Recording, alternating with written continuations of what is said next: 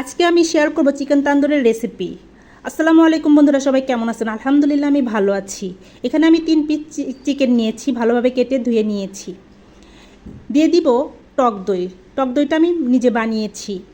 তারপরে দিয়ে দিব হলুদের গুঁড়া, মরিচের গুঁড়া। তারপরে দিব চিকেন তান্দুরির মশলা।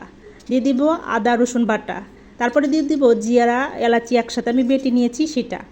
তারপরে দিয়ে দিব টমেটোর সস। দিয়ে দিব সরিষার তেল। সরিষার তেল দিয়ে ভালোভাবে আমি মিশিয়ে নেব। ভালোভাবে মিশিয়ে এখানে আমি চিকেন দিয়ে দিব।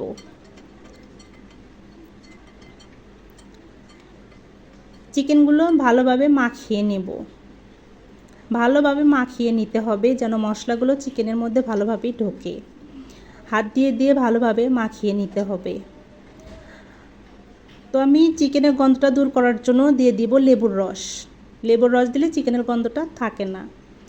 ভালোভাবে আমি আবার মাখিয়ে নেব। রেস্টে রেখে দিব 4 ঘন্টার জন্য। 3-4 ঘন্টার জন্য রেস্টে রেখে দিব। আপনারা চাইলে রাত্রেও মাখিয়ে রাখতে পারেন। রাত্রে রাখলে নরমাল ফ্রিজে রাখতে হবে। তো বন্ধুরা, চলে আসলাম 4 ঘন্টা পর। চিকেনগুলো মাখিয়ে রেখেছিলাম, 4 ঘন্টা পরে চলে আসলাম। এখন দিয়ে দিব তেল। তেল আমি কমই দেব। চিকেন তান্দুরি বানাতে তেল একটু কমই ভালো হয়। তো দিয়ে দিব চিকেনগুলো, আমি দিয়ে দিব। এখন আমি হাই হিটে রেখেছি। 10-15 মিনিট হাই হিটে রাখতে হবে। লো আঁচে রাখলে চিকেন থেকে অনেক পানি বের হয়, এর জন্য আমি হাই হিটেই 10 মিনিট রাখবো। উল্টিয়ে দেব।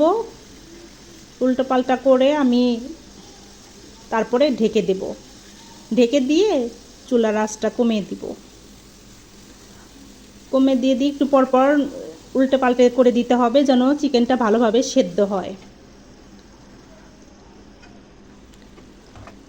তো দেখেন চিকেনের কালারটা অনেক সুন্দর চলে আসছে।